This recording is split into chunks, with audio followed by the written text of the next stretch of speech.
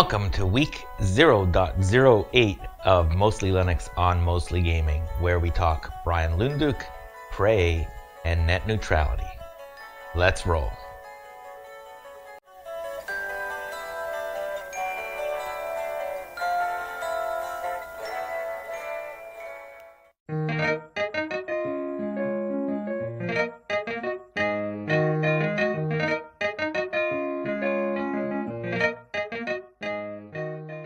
And we're back. Thank you for joining us here on the 8th beta episode of Mostly Gaming with Mostly Linux.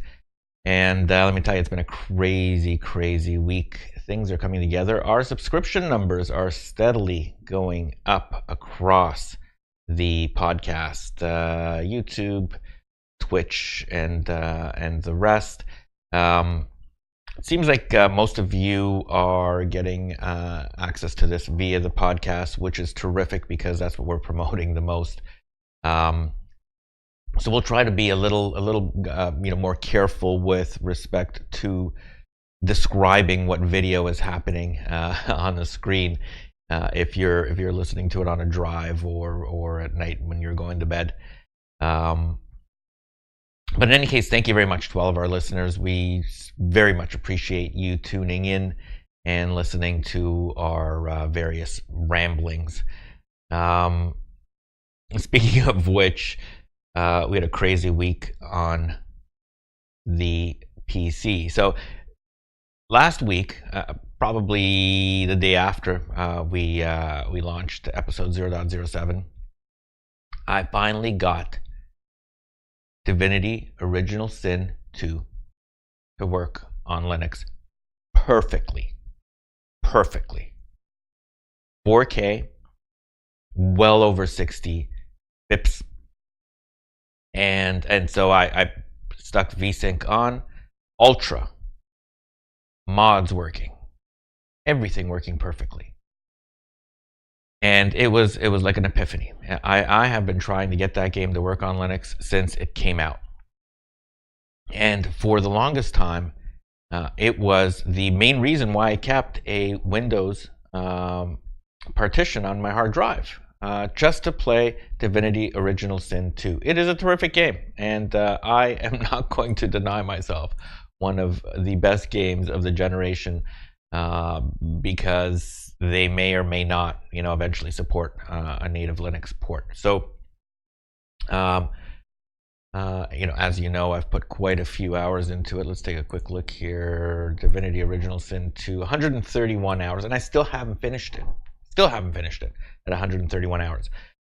So I finally got it working under DXVK on Solus. Lutris 4.14. What I did was I took I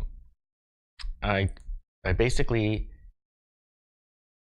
took the BattleNet installer. Let me see if I can launch it up here, and which came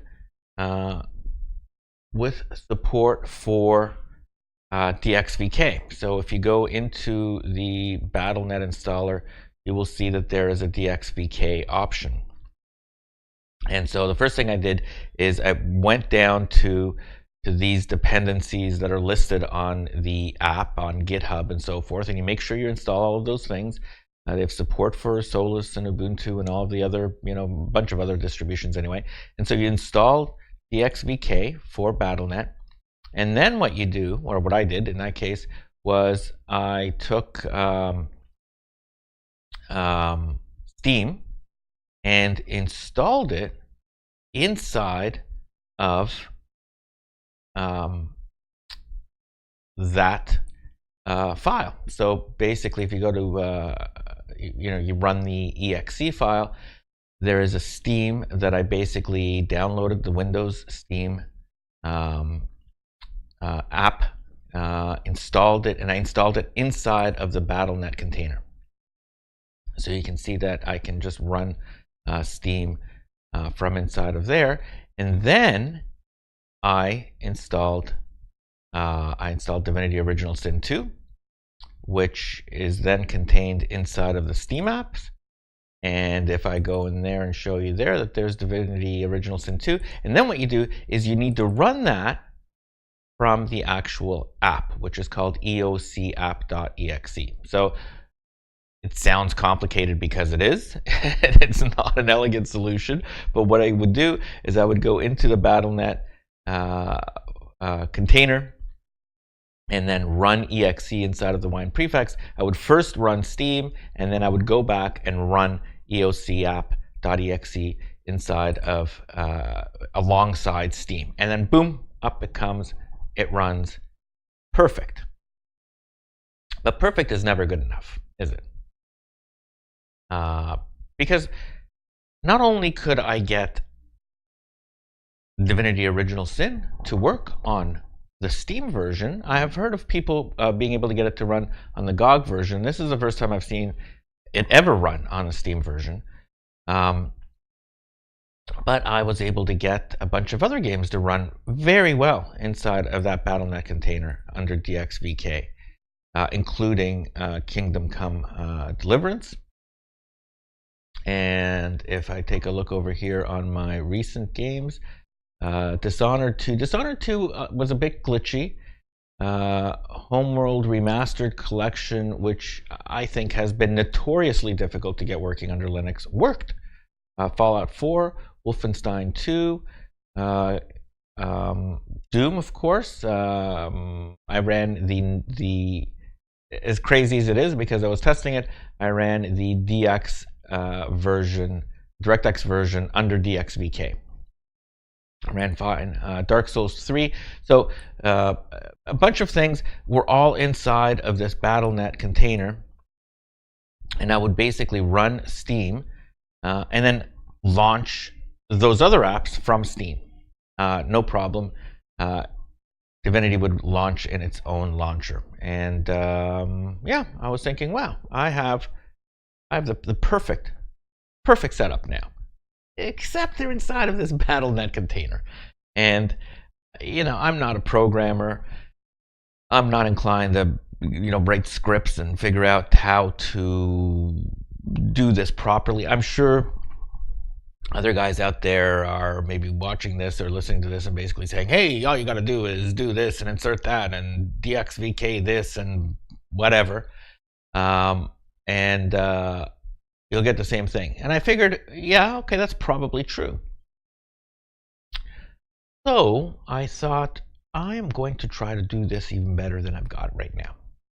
The problem is that Solus is mic problem. All right. Wardrobe malfunction. Okay, so the problem is that well, it's not a problem. I mean, the issue is that Solus updates weekly, and it's a rolling release. And let me just say this again for the record. There is no better gaming distribution for Linux than Solus, and I'll explain why in a second. So it's a rolling release. It updates things, but they are very careful not to break stuff. So when Lutris 4.15 came out last week, and then quickly 4.16 came out after that, you can't install it right away. It has to basically go through them. They test it, they put it in their kind of beta channel, and then once it's shown to work, they stick it on the Friday update. And then on Friday, every Friday, they update stuff, and you download, and boom, there it is. Likewise, it's a little frustrating sometimes because they don't release drivers that are known to have problems either. So if I go to this was another issue that came up when the Tomb Raider Rise of the Tomb Raider came out. It recommends the newer version of the driver on NVIDIA, the 396 whatever, and Solus is still on 390.48. This is an issue again for people that use SteamOS.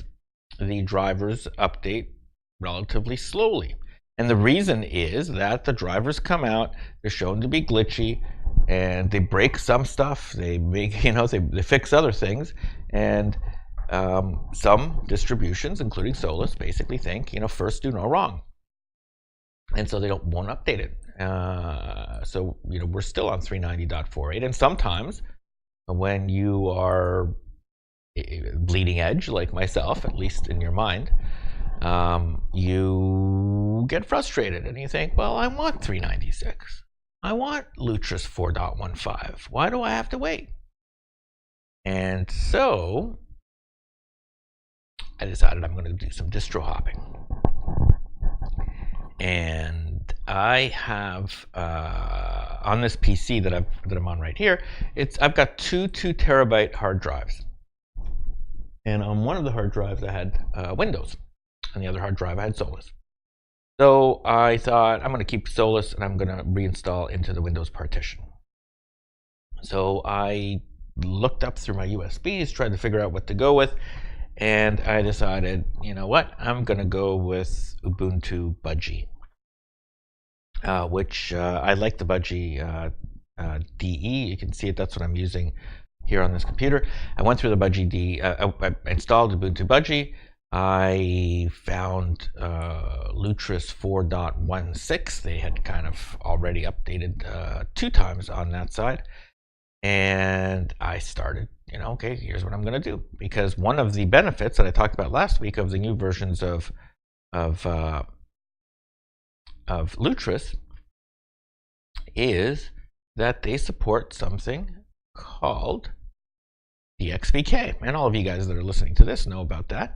But there's an option right in the app where you can enable DXVK, and boom, you're running that particular program under DXVK, which is a phenomenal advancement and one worth upgrading to.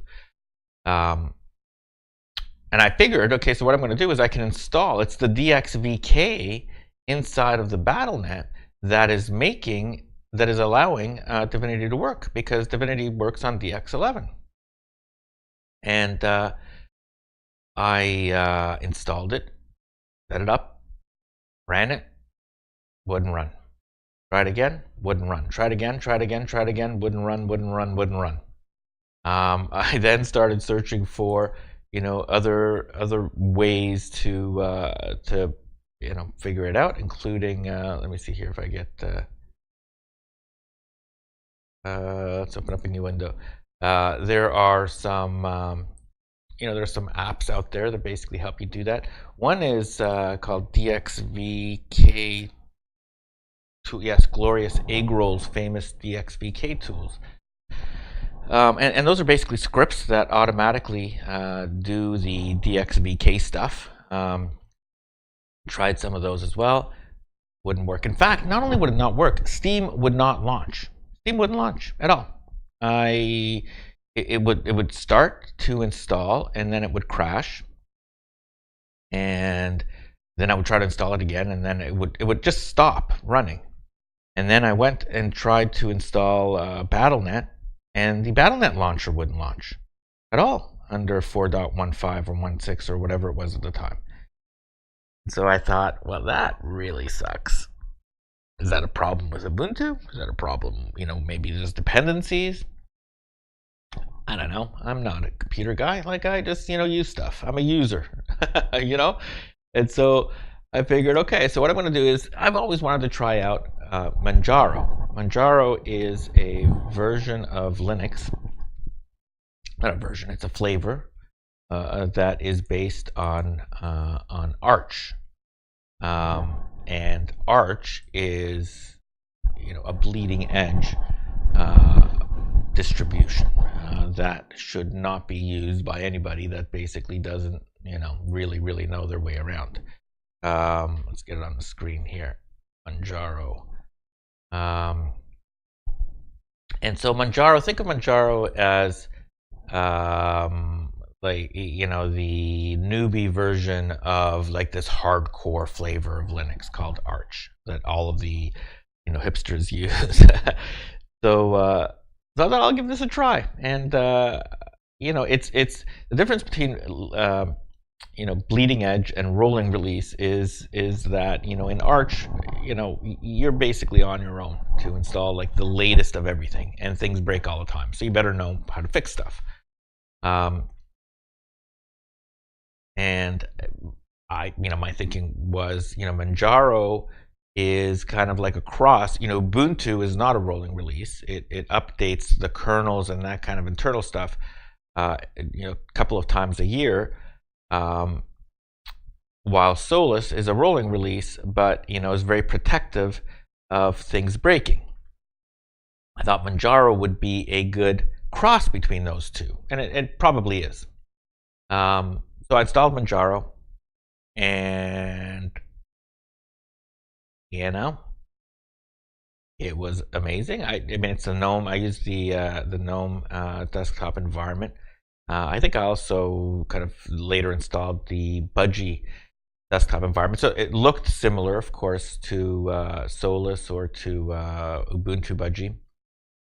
But the challenge there was that it's a completely different language than either Solus or Ubuntu. So it took me a long time to figure out the secret language of Solus with the EO packager and their commands and the way that it works. And as you know, if you go to a different distribution, to Fedora versus Ubuntu, versus Arch versus Solus, they all have a slightly different underlying language. Slightly different if you are a Linux expert, completely different if you're just a user. So I, fussed around with it, and then I thought, there's no way I'm just not going to relearn everything again for Manjaro. Like it was interesting. I wish I, had the time or the fortitude to give it its due, but I don't. So I basically decided, okay, screw that. I'm going to try Ubuntu Mate instead. And so I rebooted to go back to Solus to install the to download the Ubuntu Mate ISO,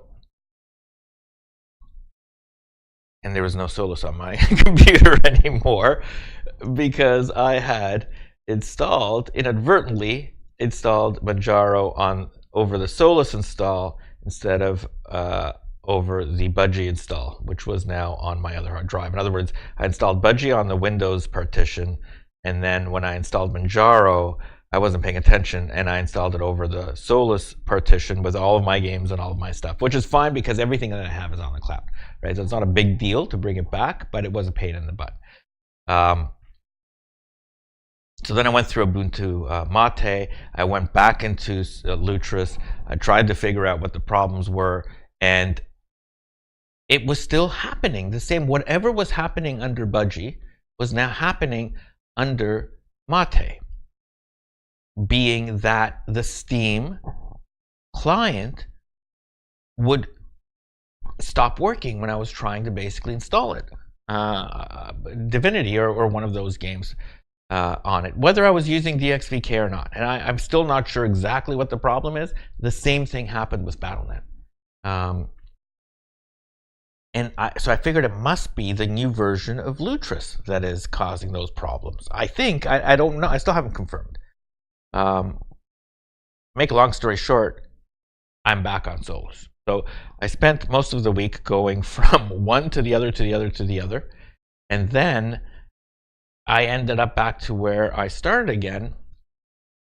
And the problem here is I was working on the stuff yesterday, is I am now, since then, Lutris has updated to, or Solus has updated Lutris to 0.4.16. And while I am able to get Steam and the other stuff running, including Battle.net, unlike my experience on Ubuntu, I did the same thing that I did before to get Divinity Original Sins 2 to work inside of the Blizzard container, and it doesn't work now. and I can't get Divinity to work anymore. I probably will if I spend some time trying to kind of mess around and trying to figure out what dependencies or what. I have no idea what I was doing before to make it work. I mean, I wish I did. But, it kind of got me to thinking, is distro hopping a game? Like, we're talking about a gaming site. And so I was enjoying myself, in a sense, in terms of wasting a lot of time doing all of this stuff. But rather than playing, I mean, I could have played Pillars of Eternity 2, which I'll talk about in a little while. And you can see the title there is called Pillars of Eternity 2 Fail. So not much good news there either. But rather than spending the week playing Darkest Dungeon, which I promised to finish this week, or Pillars of Eternity 2, which is, an amazing game, I spent my spare time distro hopping. And I came to the realization that for me, that was the game. Going in, putting in the codes, trying in the stuff, working with DXVK, figuring out Glorious Eggroll's scripts. That was the game to me. And so I guess I'll kind of toss this out to you guys. I mean, is distro hopping a bit of a game? Do you guys enjoy going through the different distributions and messing up your system and then reloading?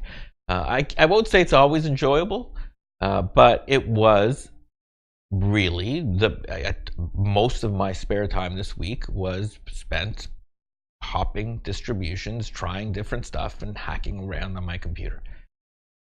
And so I figured that was the game that I played this week. Strange, but true. We'll be right back with the news after this.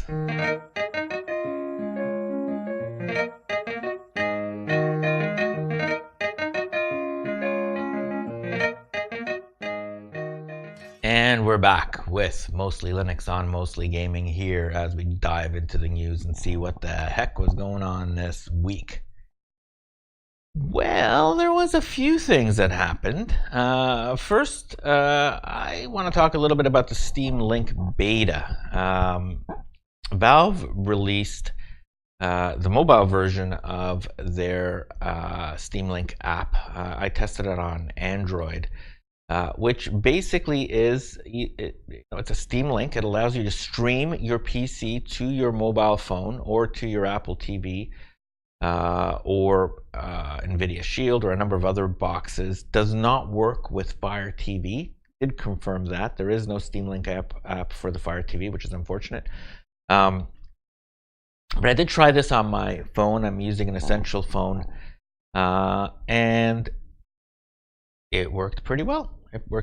If we take a look here at the description, the Steam Link app brings desktop gaming to your Android device. Just pair a Bluetooth controller or Steam controller to your device. Connect to a computer running Steam on the same local network and start playing your existing Steam games. I was connected via 5G Wi-Fi, both on the phone and on the PC. I tried Darkest Dungeon. I didn't pair it with the Steam controller, primarily because I was too busy distro hopping. But I did. It works with touch on your phone. I guess your touch is interpreted as a mouse click. But for a game like Darkest Dungeon, that worked very well. So hats off to Valve. Not sure, that I'm going to use this that much, but for, a game like Darkest Dungeon, which is not available on Android. Interestingly, that is available on iOS. I could see myself playing it if I'm watching TV, doing something else, maybe, hanging out with my wife while she's watching a crime show. Rather than bringing up the laptop, I can just play Darkest Dungeon. Which is so yes, confirmed, works. Way to go, Valve. Here's a kind of an interesting thing. Okay, everybody ready? Yeah. Mm-hmm. Ta-da! What is it? Is it VR? Hardware, huh? But there are no ports. That's right. So it's wireless. I guess. So, how do you marry your horse then? What? Your horse. Can you marry it? That's ridiculous. Of course you can. Can you drown everything in poo? Yeah, like a tsunami of poo, like a poo-nami. Well, I'll have to get back to you on that. Wait. It's got no ports, no wires, and you might be able to marry your horse? Yes. I still don't get it. Is it VR? Look, it's simple. I see.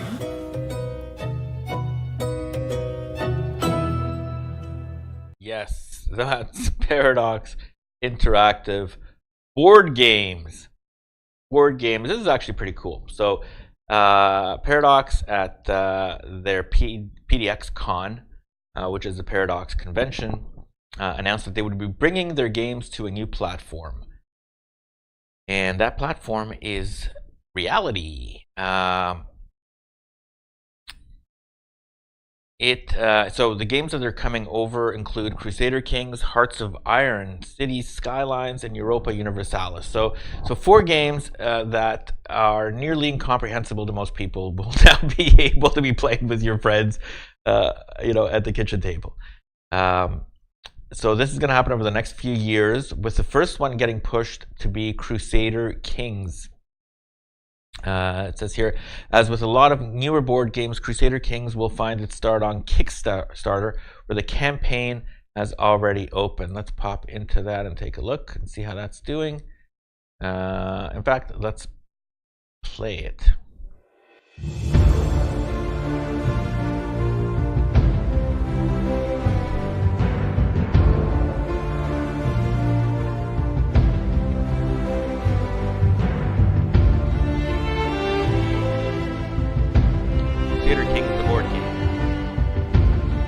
My king, the time has come. Your day is now. Are you ready to make your mark on history? Free League Publishing and Paradox Interactive are proud to present Crusader Kings, the board game, based on the acclaimed Grand Strategy computer game. In Crusader Kings, the board game, 3 to 5 players lead the historical dynasties of medieval Europe to triumph or downfall. You are a Crusader King, striving for wealth, political power, religious influence, and military might across the continent, across generations. Reshape the history of medieval Europe in your own image. The first step to victory is to groom your dynasty. Choose your spouse carefully, as her traits will have a lasting impact on your dynasty. So will the traits of the children that you will hopefully have together. Your traits will determine the chances of success for the many actions that you will need to take as king, so manage your family tree with the greatest care. As king, you have many means at your disposal. You can build mighty castles, develop your realm with new inventions, plot against your rivals, raise armies, and invade the lands of your enemies. All this will take its toll on your coffers, so be sure to tax your lands as often as you can. And, as a Crusader King, it is your holy duty to take part in the crusades to the Holy Land. To aid you in all of your endeavors, you have a trusted... Alrighty. Thank you very much. We get it. 541 backers. They've raised almost $60,000 Canadian, and their goal is 74,000. So fair to say, I think they're going to get there. What is the pledge amount? How much do you have to pledge to buy the game? Looks pretty cool. I'm going to support it, actually. Let's take a look. The game, I've got the game, and as with many people that have the game, I've not been able to figure it out because I don't want to spend the time. Pledge 399 or more SEK, which is about $46. That's for retailers only.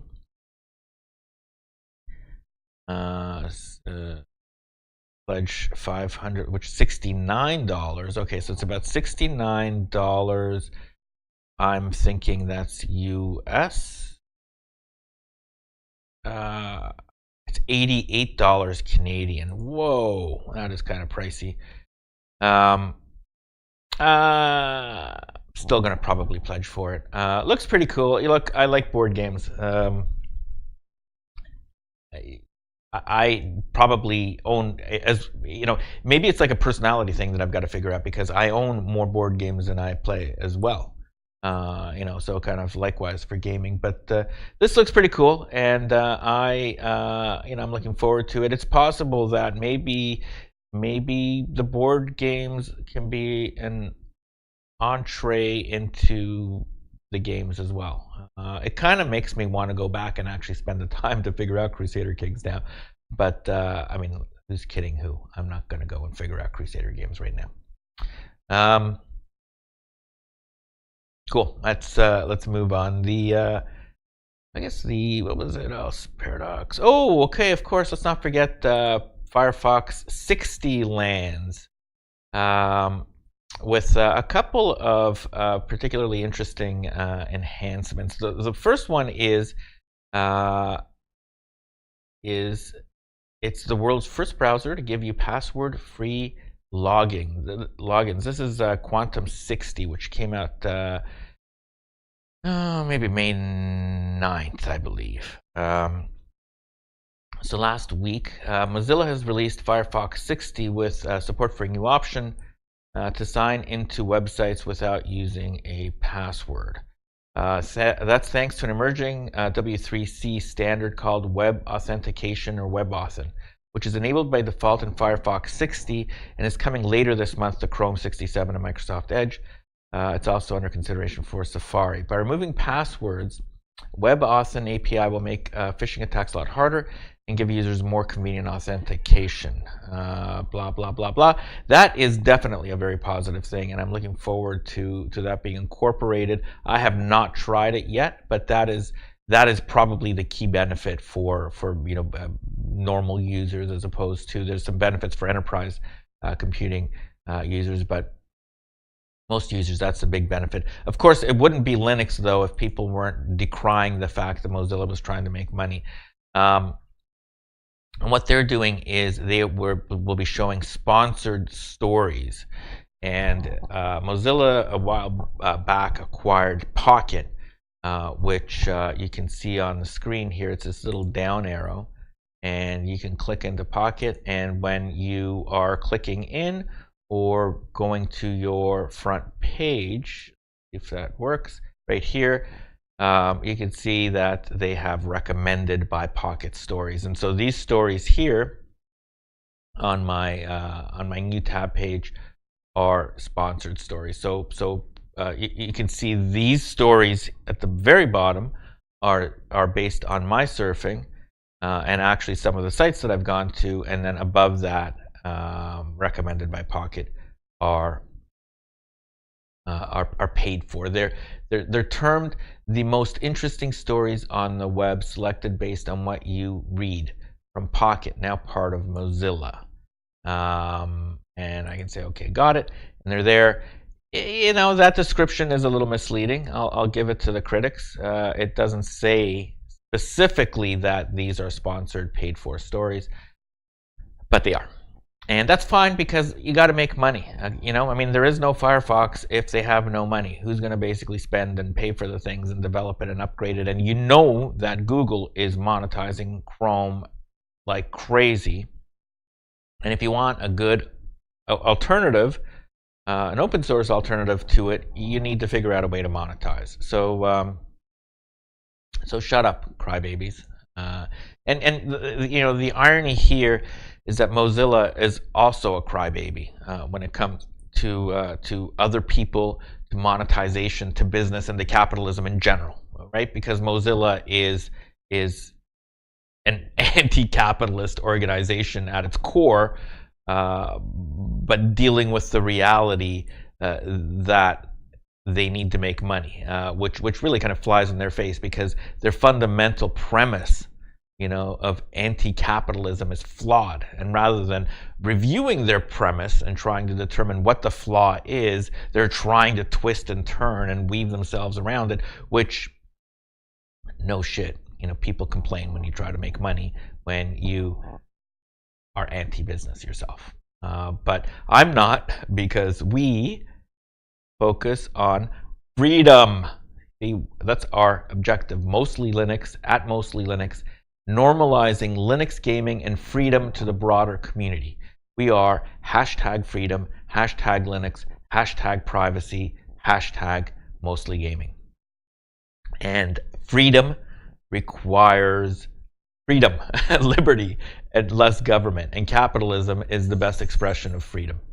Anyway, I digress, but we'll touch on that again a little later.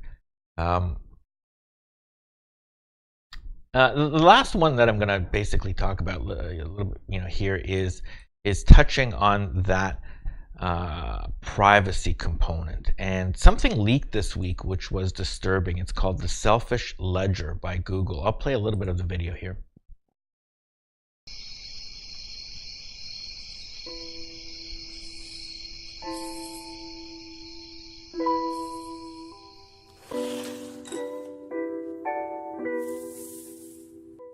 This man is Jean-Baptiste Pierre Antoine de Monet Chevalier de Lamarck. In 1809, 50 years before Darwin published The Origin of the Species, he wrote what is widely recognized as the first comprehensive theory of evolution. His book, The Philosophie Zoologique, introduced the notion of an internal code within every living thing, which, when passed down through successive generations, defined the physiological characteristics of a species.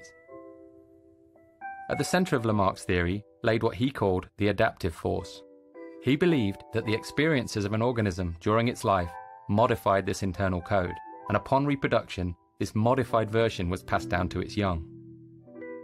Whilst not biologically accurate, and ultimately superseded by Darwin's theory of natural selection, the epigenetic theories put forward by him are beginning to find new homes in unexpected places.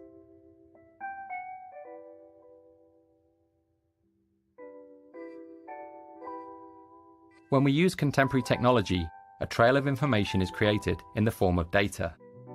When analysed, it describes our actions, decisions, preferences, movement, and relationships.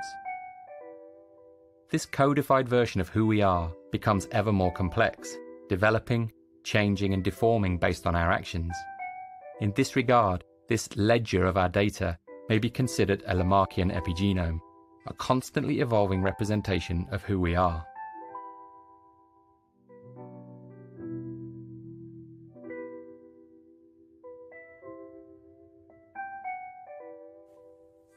This is Bill Hamilton, one of the most significant evolutionary theorists of the 20th century. His work studying the social structures of ants, bees, and wasps had a profound effect on our understanding of the role of genes in social behaviors such as altruism. He believed, and went on to prove, that the driving force behind evolution was not the individual, but the gene. He stated that the ultimate criterion which determines whether a gene will spread is not whether the behavior is to the benefit of the behavior, but whether it is to the benefit of the gene. In the mid-1970s, the British evolutionary biologist Richard Dawkins built on the work of Hamilton and others to popularise the concept of the selfish gene. In his book of the same name, he introduced the notion of a gene which, whilst devoid of any motives or will, could be metaphorically and pedagogically described as if it were. All right, let's move on. So what they're basically doing here in this video is they are tying evolutionary theory, the theory of the selfish gene, to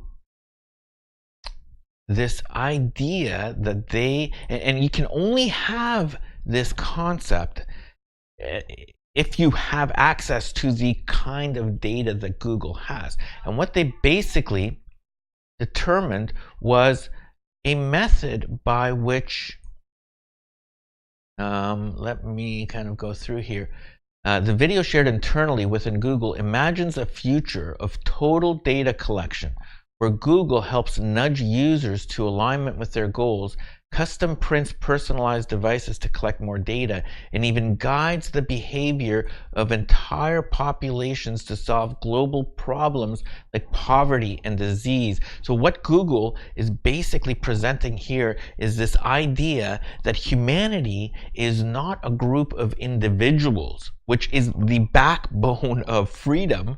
Individual rights, that your rights are inherent to you specifically as an individual, and that is why they are protected from intrusion by the state, but that you are a pawn for the greater good, the ultimate collectivism.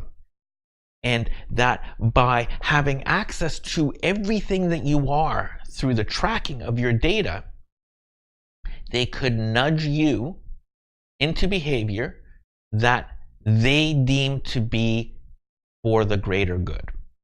And that is very disturbing. Now, Google goes on to say, we understand if this is disturbing, it is designed to be.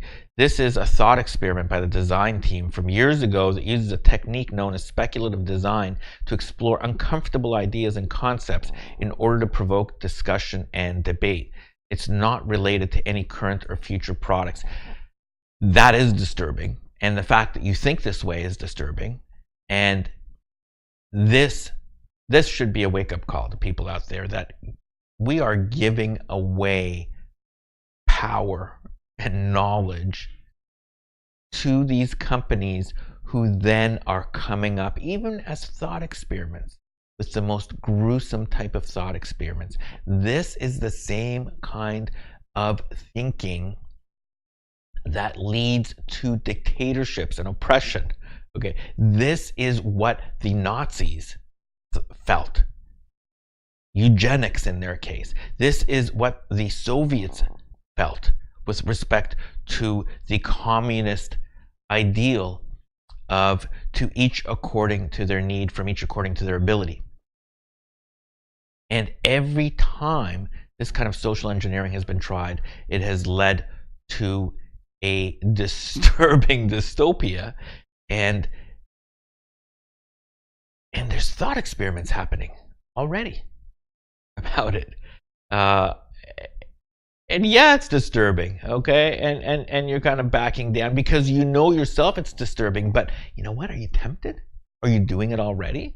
Are you nudging people through your search results? Are you nudging people through your promotion? I don't know, but I think so.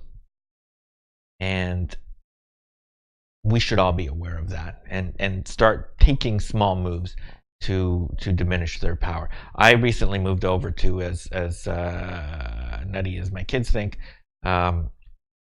switch my search engine over to DuckDuckGo for all of my devices. And you know what? It's just as good. It's just as good. For my purpose, it is just as good. I ran a couple of searches. My daughter was basically saying, why would I move to DuckDuckGo? She's in university. And we've been having these privacy debates for some time. And so I ran some tests and I said, okay, let's run this under Google. Let's run this under DuckDuckGo and see what the results are. And they are not materially different. There are some differences, but not of the kind that would change the value that you're looking for. They are the kind that the ads that are being paid for by Google to be shown to you first are not there. The information that Google stores about you and tries to feed you through their promotion by having people pay to show you their ads because you were surfing for pet products earlier on are not going to be listed when you search for privacy, because that is not endemic to your search. So it has improved. I'm moving over. It's a small thing. I cannot get rid of Google. Google is too big for me to basically decide that I'm not going to use any of its products. But where I can, I'm going to try to. Okay, and this selfish ledger is another kind of wake-up call to people out there that there's something wrong with the current path that we're in with respect to privacy. We'll be right back after this.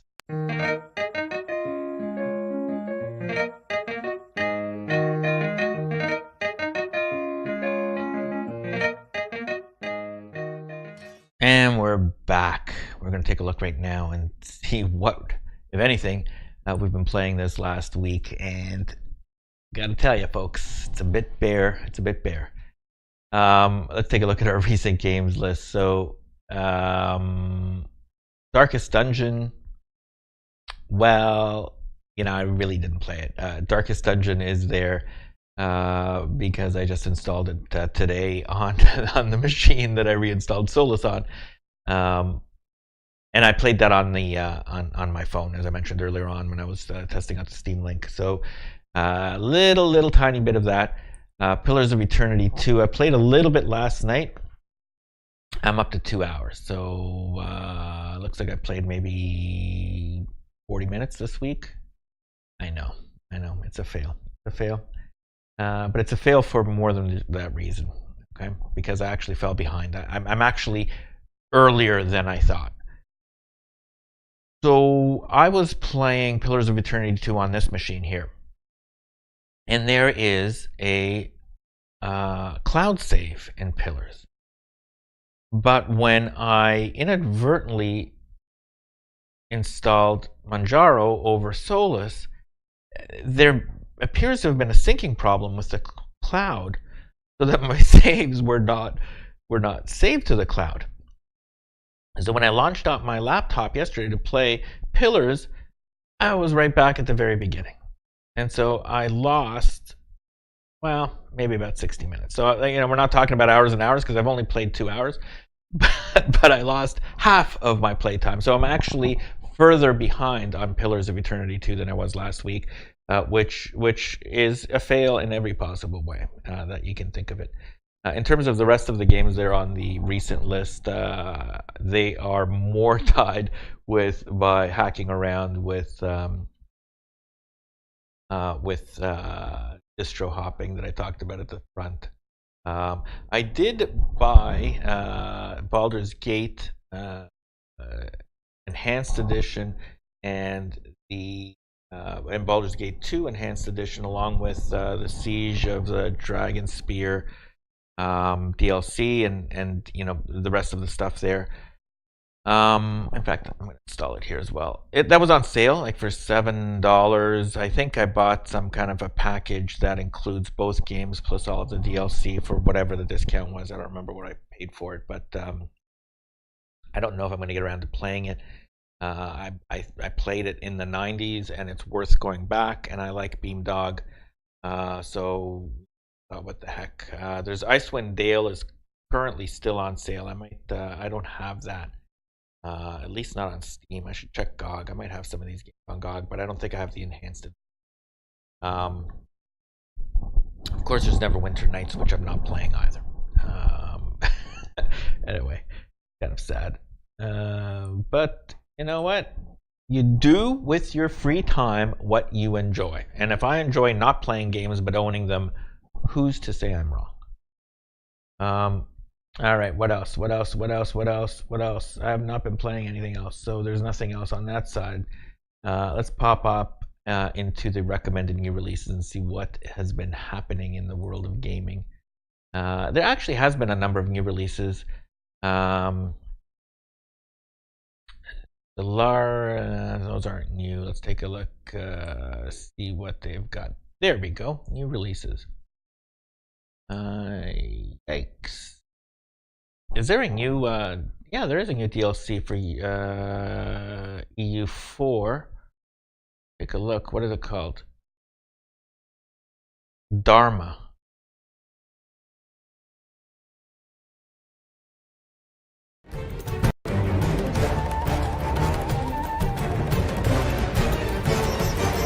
There's nothing much to show there, it just has an elephant. So I guess this must be some kind of an India DLC. Well, why don't we take a look and see what it says. Available coming soon, so it's not available. About this content, a region rich in history and culture promises great material riches to the empire that can control its trade. The competition for territory and access to the wealth of India requires diplomatic tact and some military muscle. But who is exploiting whom in this great game in the world's most profitable markets? Okay, for those of you guys that are into EU, I'm sure you're all over that. I think there's probably just like a very small group of extremely loyal players of that game, because I own it and I don't know, it's indecipherable. Crusader King's Holy Fury. Okay, so I think these must be the announcements that came out of the Paradox show. So these are not available now. They are to come. You Let's take a quick too look. would believe in demons if you'd seen what I've seen. Armies of frenzied warriors bellowing eerie hymns to strange gods. Conversion of this monstrous horde seems impossible, for their ways are not our ways. But we must stop them here. The true God protects us.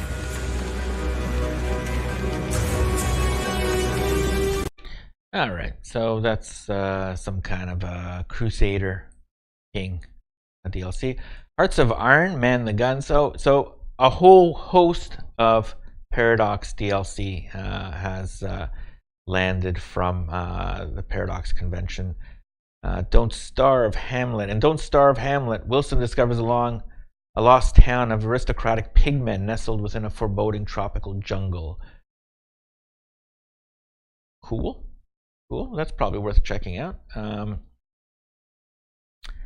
In terms of new stuff, this game here, One Deck Dungeon, though, looks very interesting. There is at least a little. Have you ever fought a dragon? No? Well, I have. It's not easy, let me tell you, but just getting to it is no picnic either. Just navigating the Hall of Statues took longer than I would have liked. And then I barely escaped a swarm of goblins before I almost got flattened by a rolling boulder. The phantoms and glooping ooze were pretty easy to dispatch. But there was an ogre that really gave me some trouble. Luckily, I did find 2 great new potions, some new gear, and I was feeling much stronger by the end of it all. Eventually, I found my way blocked by some magical force wall. I could see the final stairs just beyond. If I had a mage with me, we could have just blasted through, but I managed to climb around it, and then all that was left was the dread. I put up a good fight, dodging and weaving, but in the end, I just had to flee. I just couldn't muster the strength to get through that hide. But I did learn some things. The most important thing I learned? Bring a mage next time. So what do you say? Are you willing to roll the dice and join me?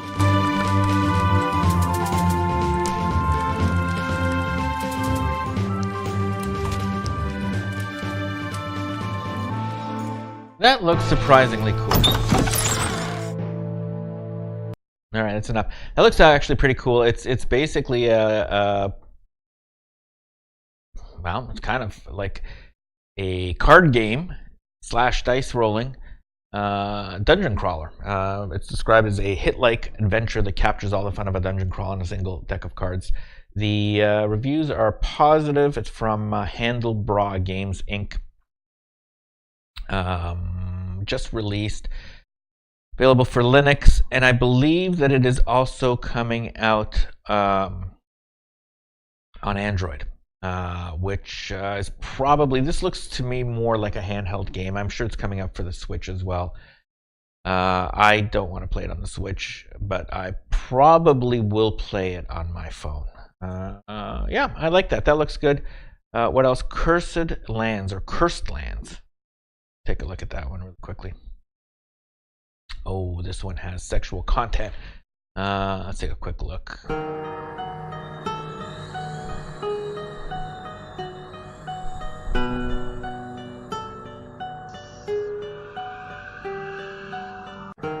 The mist came out of nowhere, spreading terror and destruction. Even death was no escape as the undead rose from their graves. It started by enveloping the lands around the castle of Namar. Yes, that was the source, where everything began. The castle of Namar. An evil power was at work. Vampires. Perhaps something worse. The army sent by the Council of Grimoire was decimated. But we had one hope. I met a resourceful person that would bear the title of the Envoy of Grimoire. Diplomacy and brute force. All right, we get it. So basically, there's this castle, and you're there, and you got to solve the whatever the puzzle by trying to screw everybody. And so it is $30 Canadian, $28.99. It's got some DLC. It's got nudity. I'm sure that there is a patch that lets you see even more naughty bits. If that's the kind of thing that you're interested in, it's available for Linux. Yeah, you know what? It's probably, if the story is interesting, I could see how that could go there, but I don't think people are going to play it for the story. Albion Online is available on Steam now with 34% off. I played this game through their own launcher when it launched. I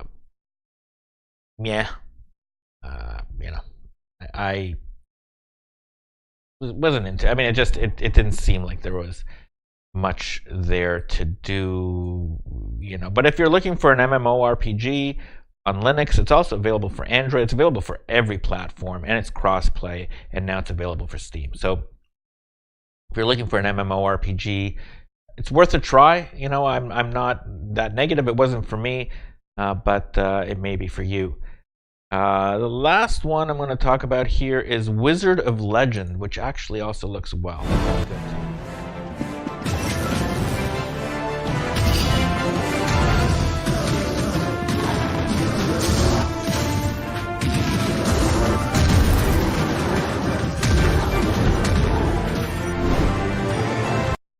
So, Wizard of Legend is a no-nonsense, action-packed take on wizardry that emphasizes precise movements and smart comboing of spells in a rogue-like dungeon crawler that features over 100 unique spells and relics.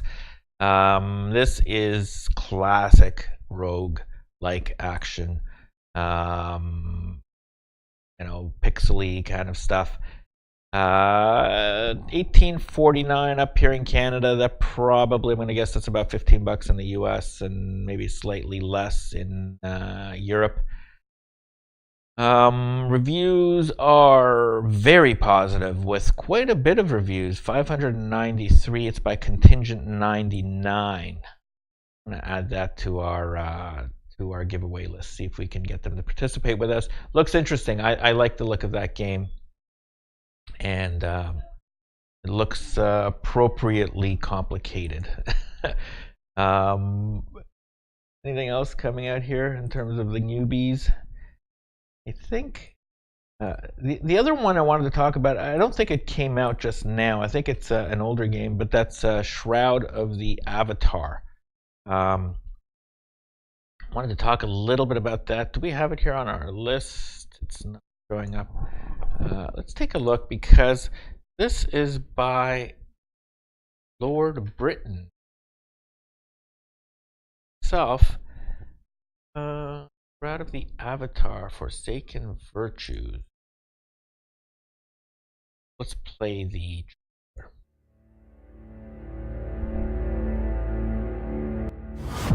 400 years ago, the moons were shattered and ravaged the world below. What was built across ages was gone within seconds. The people took what was most precious and went into hiding. Darkness followed. 200 years later, life carried the first seeds of a new age. Yet in the darkest corners, old secrets were unearthed. Magic was rediscovered. Its wielders formed the Obsidian Order and attempted to unify the world in a bloody war.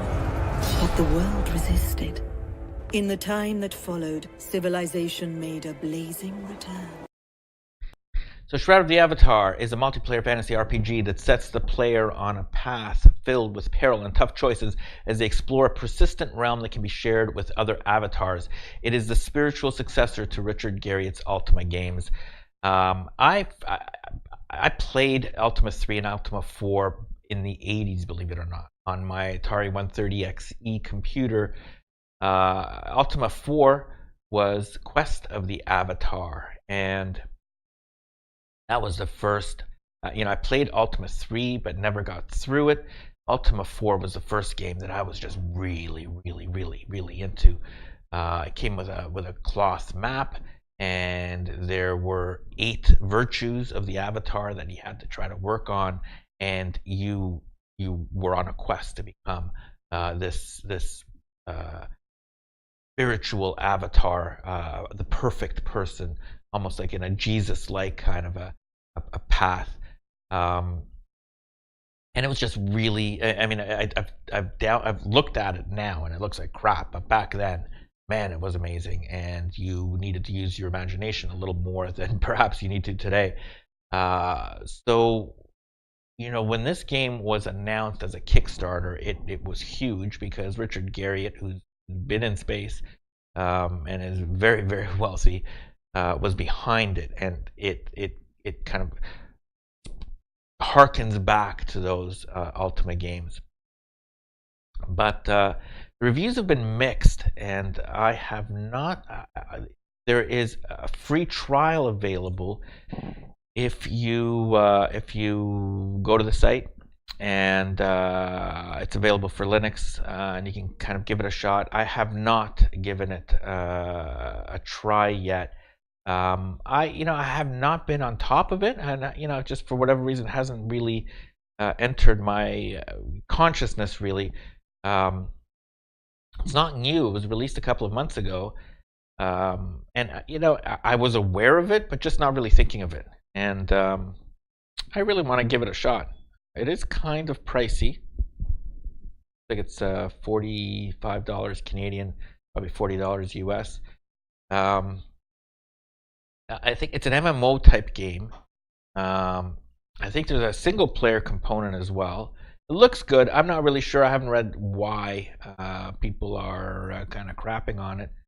In fact, why don't we take a look at the reviews now and see what the people are saying. Let's take a look at a thumbs down and a thumbs up review.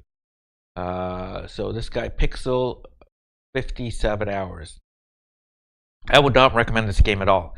One of the worst optimized games I've played. The system performance is really bad. Appalling usage, memory usage for the style of this game, as I can run all other MMO games. I can play at max, blah, blah, blah.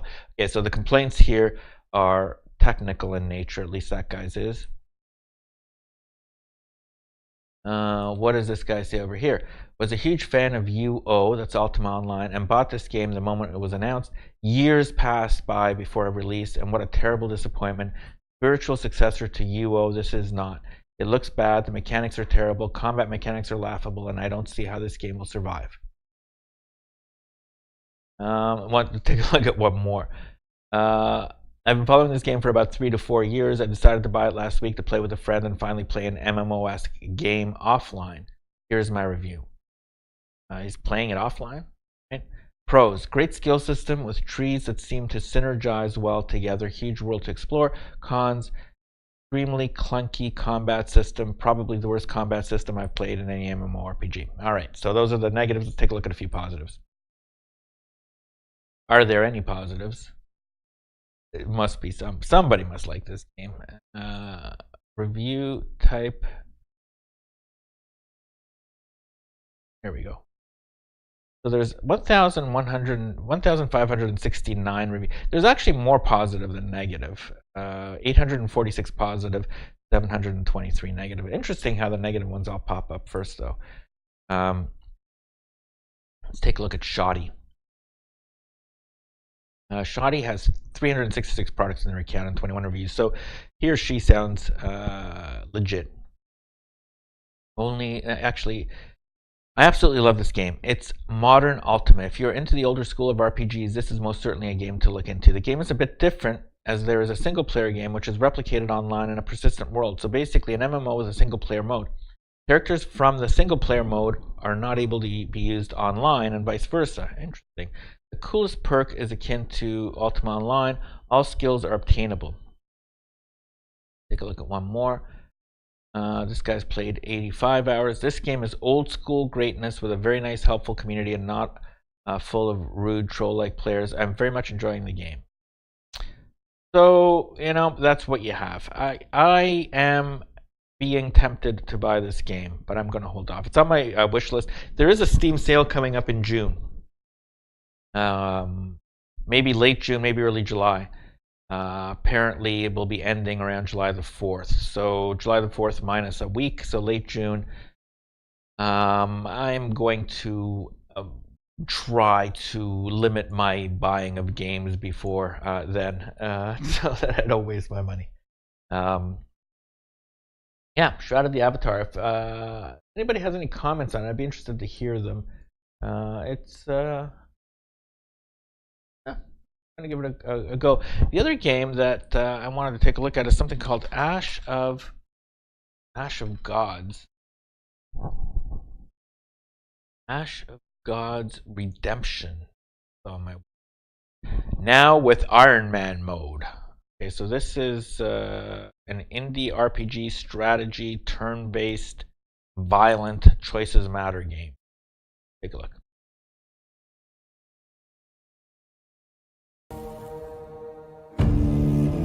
The gods have left Terminal. Our world is on fire. The final reaping has begun.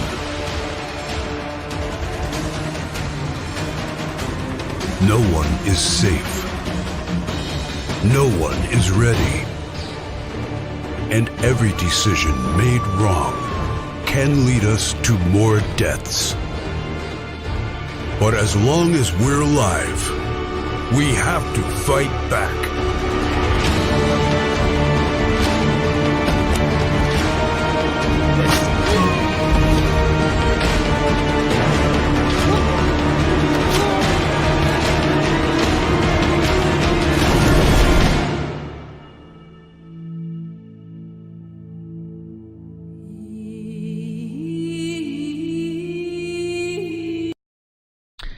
So it's a turn-based RPG that combines tactical combat and a constantly evolving story in which no one is safe from death, including the main characters.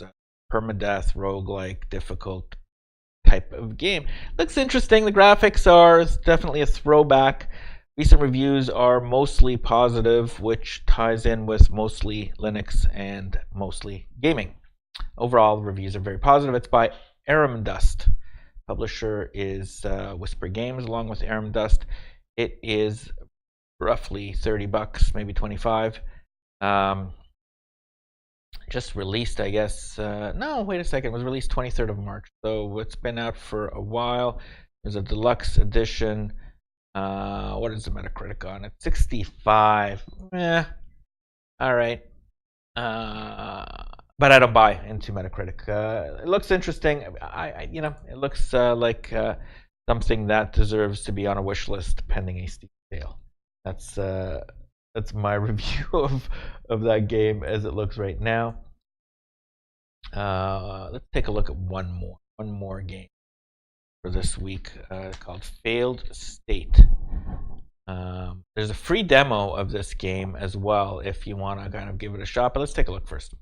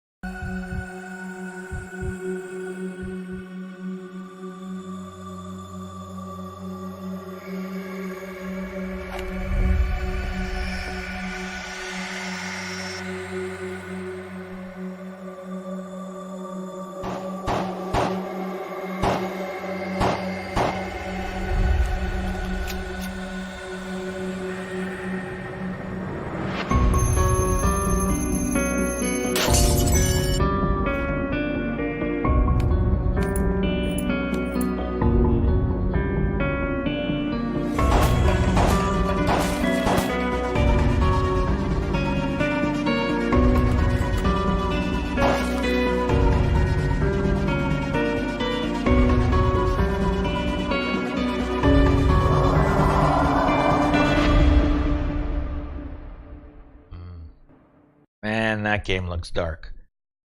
You get the motorcycle, and now you're trying to outrun the death, riding the ruined world. You should choose save or be saved, live or survive, kill or be killed. Press the gas and find a way to survive. By Red Spinner Studios. Very kind of throwback. I mean this is 8-bit era graphics. It's an early access game.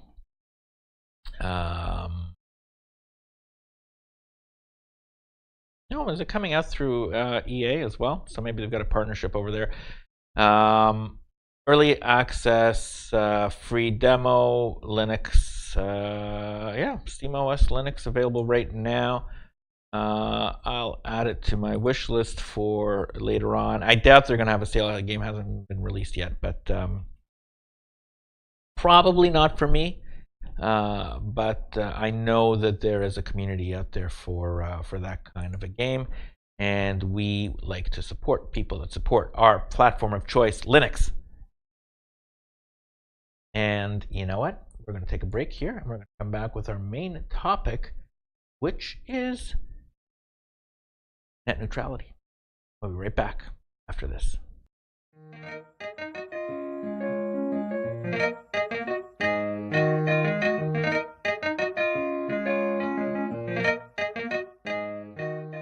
And we're back with Mostly Linux on Mostly Gaming.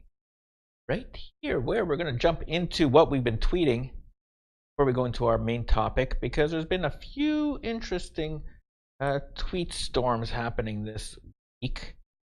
And the first one is kind of a cool one, not Linux related, but I think it's cool because I like the game, and it relates to Prey. If you believe they put a man on the moon. Yes, would you believe? There is a mysterious new Prey achievements reference a famous REM song. So what they've done is Prey is a Bethesda game, maybe about a year old, and so things, as it says here, are heating up. There was an update recently which added a bunch of 10 achievements, and somebody on Reddit, that boy is I guess how you would pronounce it, is that_BOI0. Of course it is. Added, found the 10 hidden achievements, and then started doing some, kind of investigating. And another editor on Reddit named The Numerous spotted SteamDB's listing for Prey, which includes packs you download when you install the game, some of which have a name in binary code. So this guy basically took the binary code, and when you convert the names from binary to ASCII, you get the phrase Cosma sees you. Now what the heck does that have to do with anything? Well, the plot thickens, as they say on Eurogamer here. Players are trying to unlock these new achievements in the hope that doing so will reveal information about Prey's DLC. So the hunt is on, trying to figure out what these secret achievements are going to tell us. And so when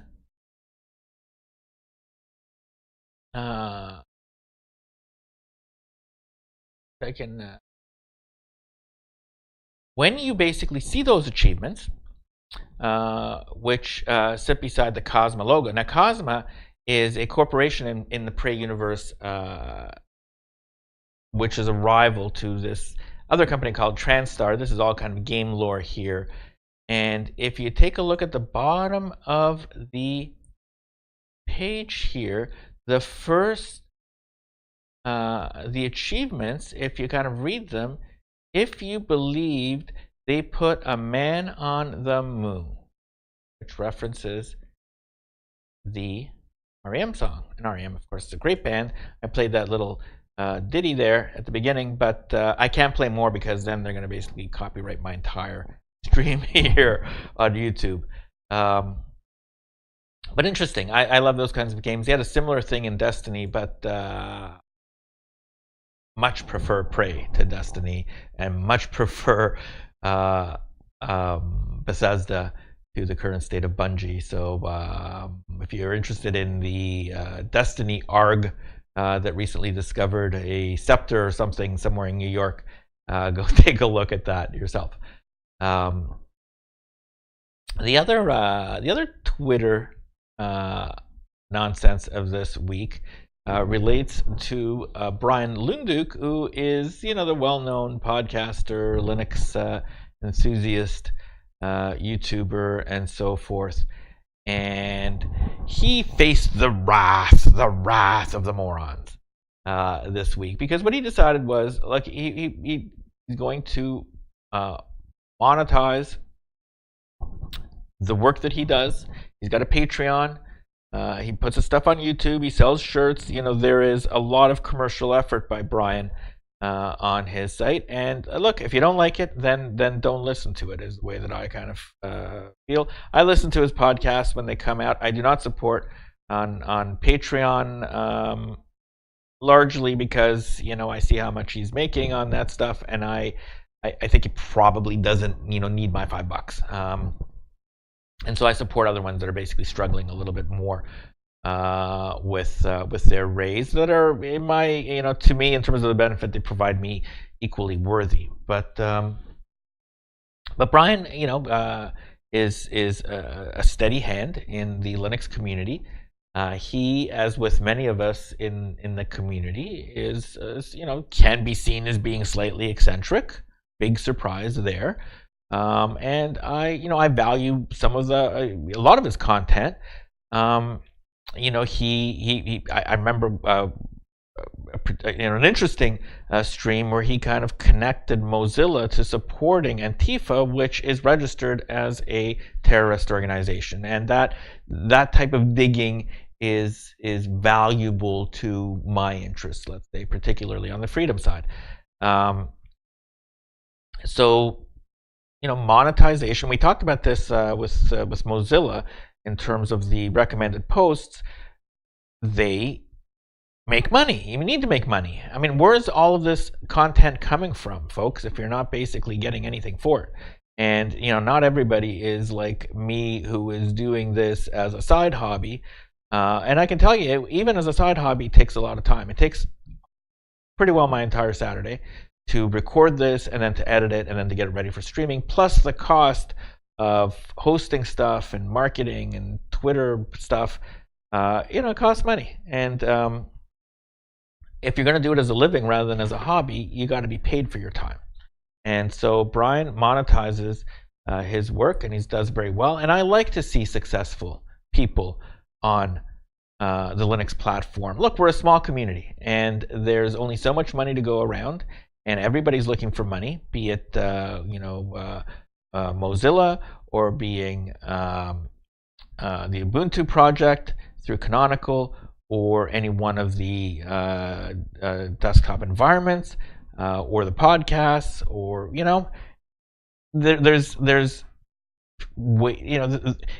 it's not an obviously commercial model in Linux and open source in general, because the first part of FOSS is free and open source software. So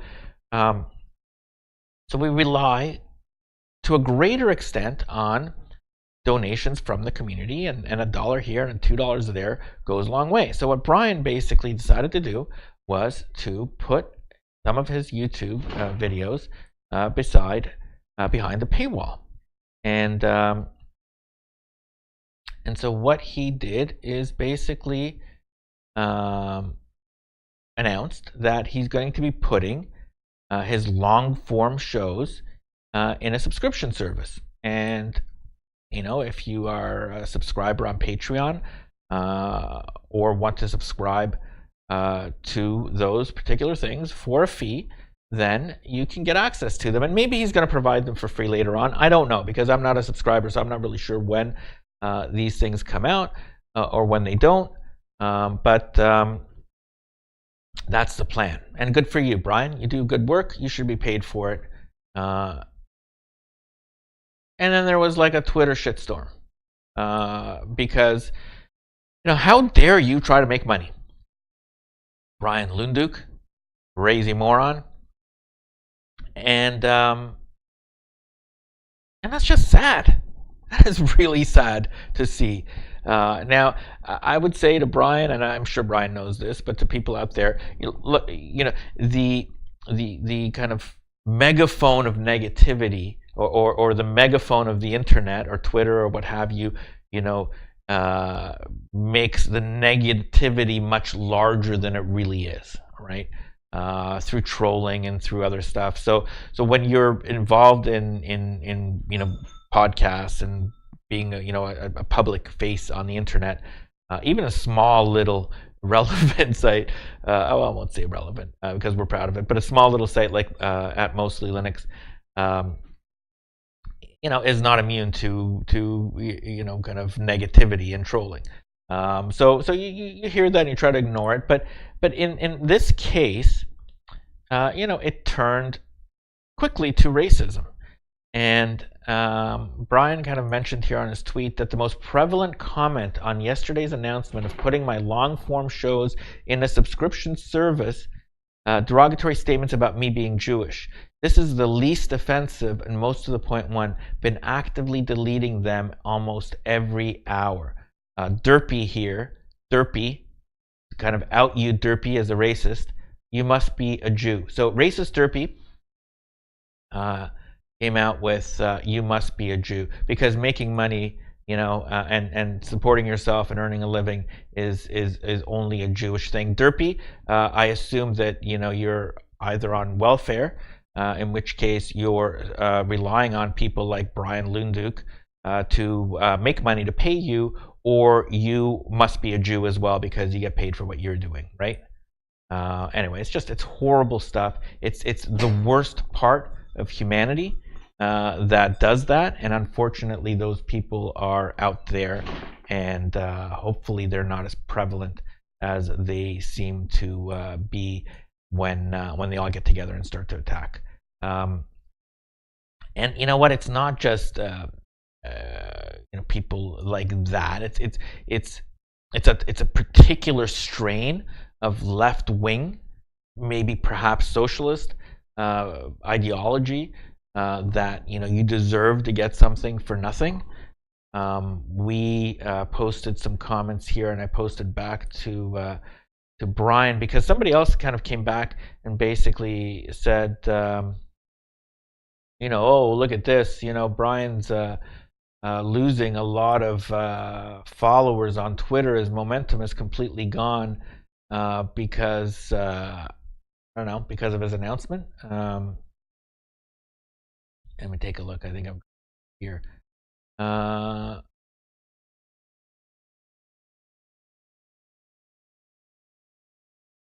this guy, Fanic Tech, did a social blade on Lunduke, and he said, "Is it just me, or does this look bad? He's totally killed his momentum." Oh yeah, because Fanic Tech from Long Prairie, Minnesota. You want to what? You want to get it for free? It's Brian's. Brian is a slave to you to basically create the content and give it away, and so you're just going to point out that all of the other ingracious little toads out there are now walking away because he's gonna put it behind the paywall. Yeah, he's totally killed his momentum by not basically having shithole listeners kind of following him. But the good news is that the positive side, which perhaps doesn't get its fair share when we're basically looking at the posts and the tweets, Brian basically owned it, and he said, "Yep, lost over 200 YouTube subscribers with this move." He says, "Even with that, still one of the fastest growing Linux-related shows. Gained a ton of new Patreon subscribers in the same period. I lose and regain just as many for taking a controversial stance." True. Because we took out a stance. Look, we oppose net neutrality. That means that we are against it. We do not want net neutrality. And we're going to talk about that in just a minute here as to why net neutrality is bad for the internet, bad for you, bad for freedom, and who's behind it. But we were up to maybe 320 Twitter followers, and we started posting about net neutrality, and all of a sudden we started losing subscribers. And I said, I lose subscribers whenever I post anything slightly diverging from consensus liberalism. Don't have the followers that you have, Brian, but lost a bunch when I posted comments opposing net neutrality. People don't want to be exposed to anything they disagree with. Not good. It is not good, folks, and we're going to dive right into net neutrality.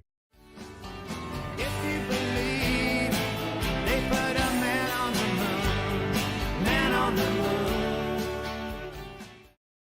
Hello, I'm allegedly Andrew Heaton, and this is Mostly Weekly. Thursday, the FCC voted to begin the process of peeling back Obama-era internet regulations. In other words, the internet is free-balling again.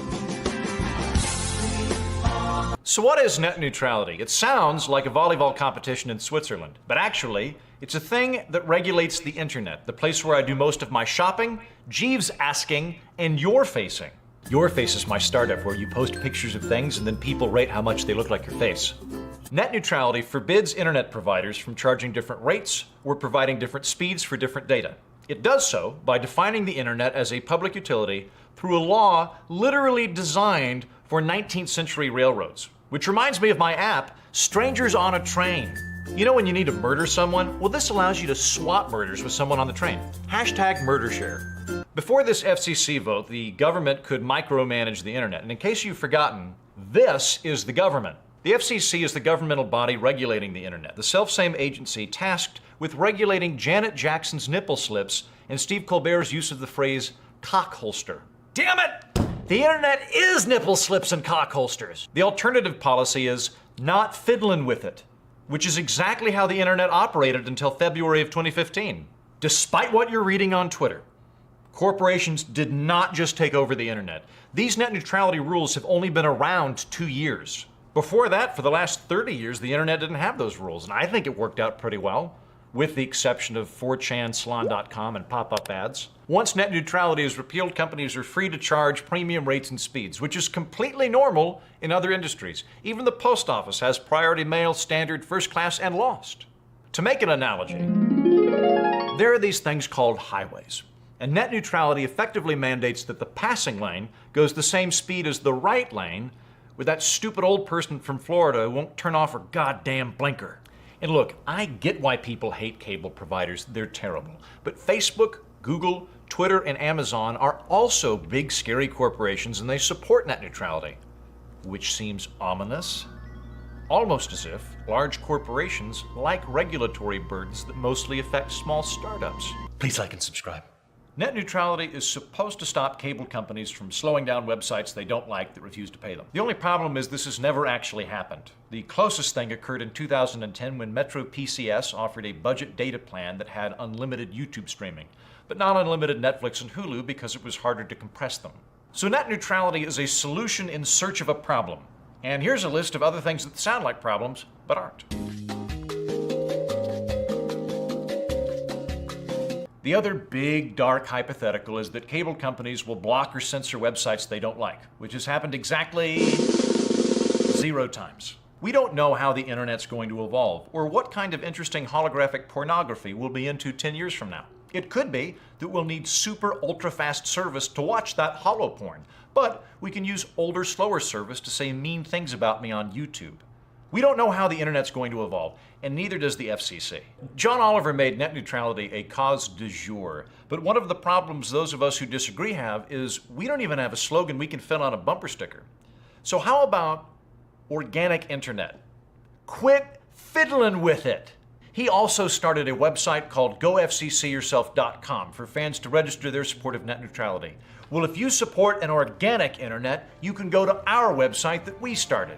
FCCYouKnowMe.com. I am told that's a rap thing. You can go there and play Minesweeper because the internet works best doing its own thing. Good day.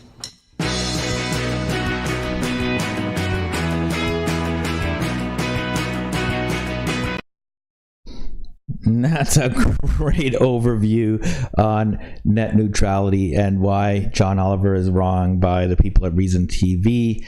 That I think does a very good job of summarizing the issues related to it. So let's just kind of touch up on some of those points that are brought up there. Okay. First of all, let's just talk about what net neutrality is and what it isn't.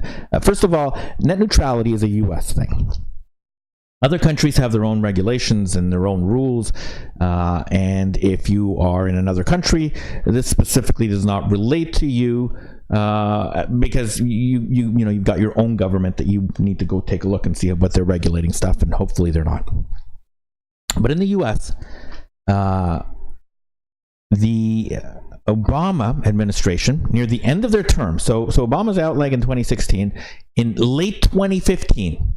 Right, one of the last things to be done was to basically decide to regulate the internet. This is November or October 2015. So from the time that the internet was created up until a couple of years ago, there was no net neutrality.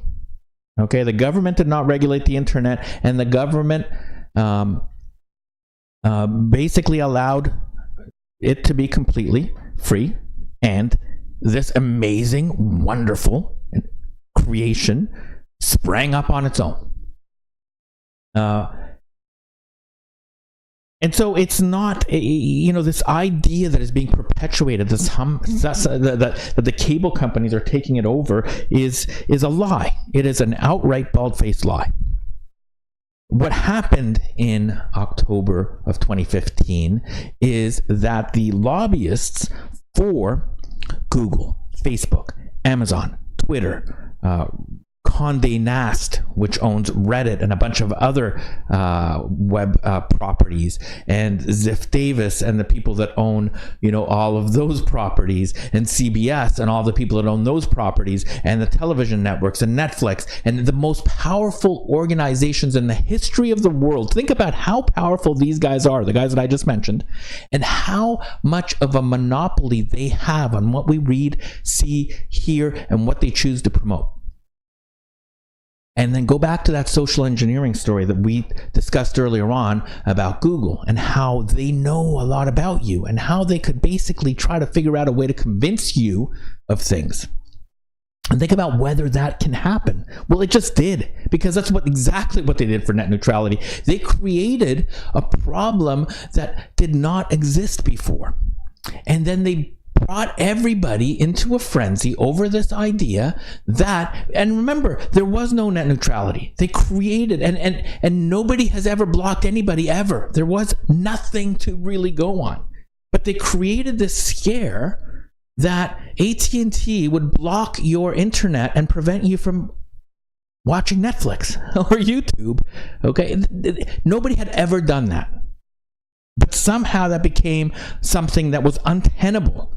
So untenable that the government had to go in there and ask the FCC to regulate the internet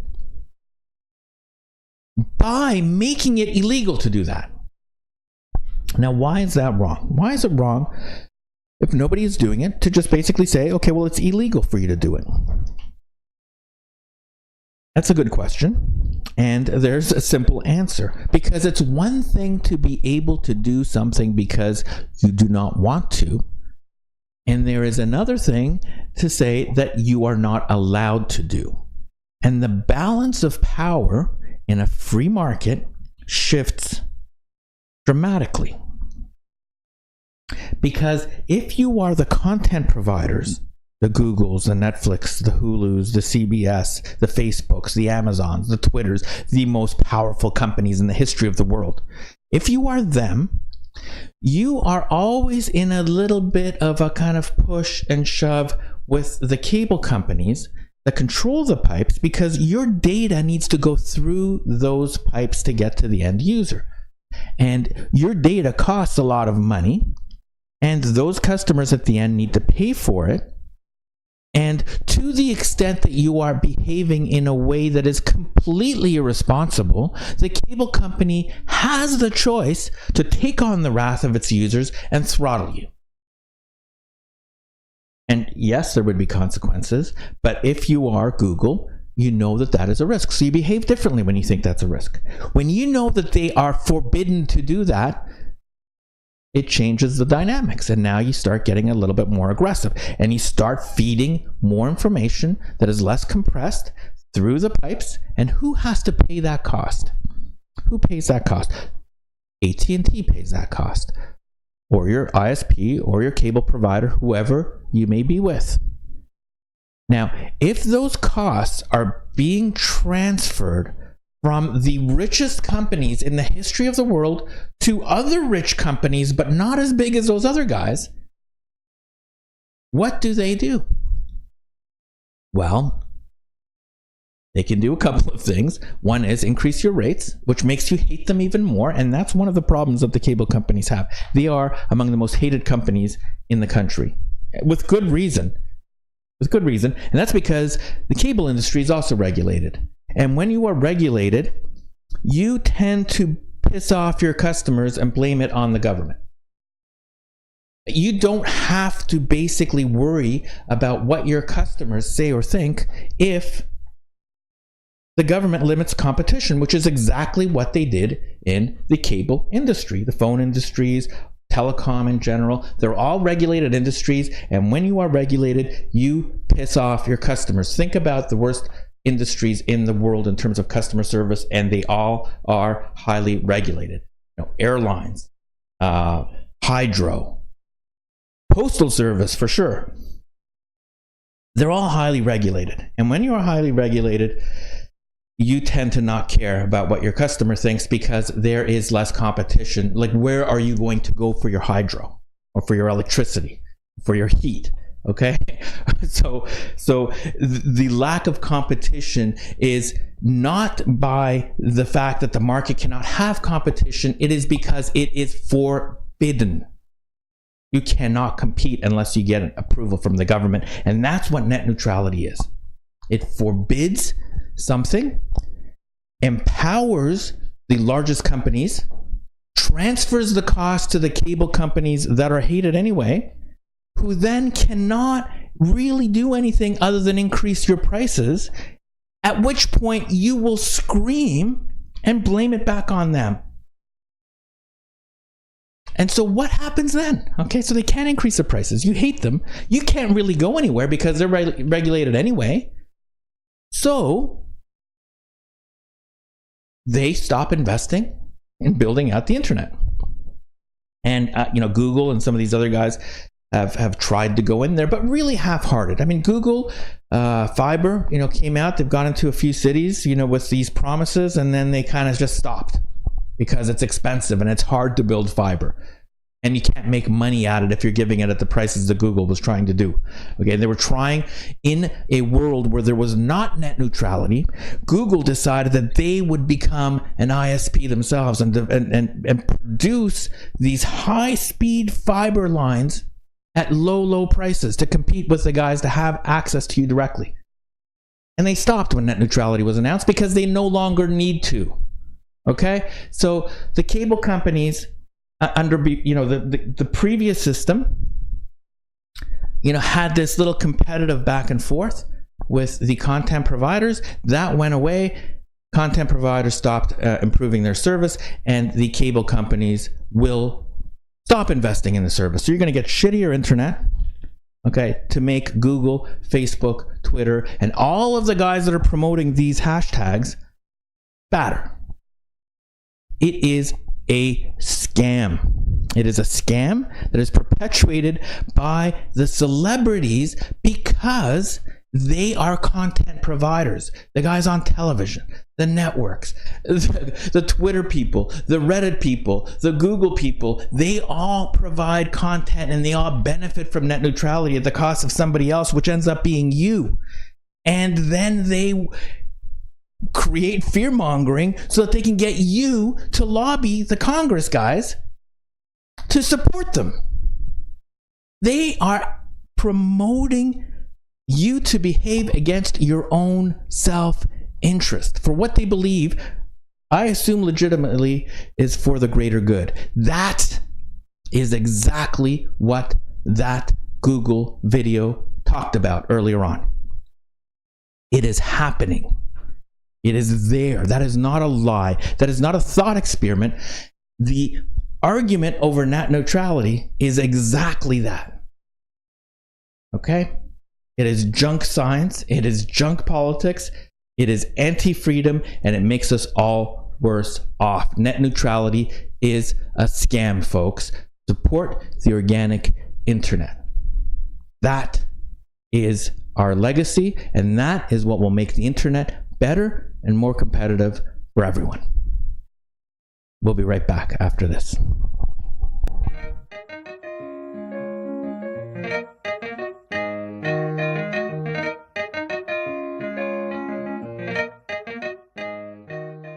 And we're back. Hope you enjoyed episode 0.08. We covered a lot of ground this week as usual. We'll be back with 0.09 next week, but if you want to follow us, we're available at @mostly_Linux on Twitter. You can find us mostlylinux.twitch.tv.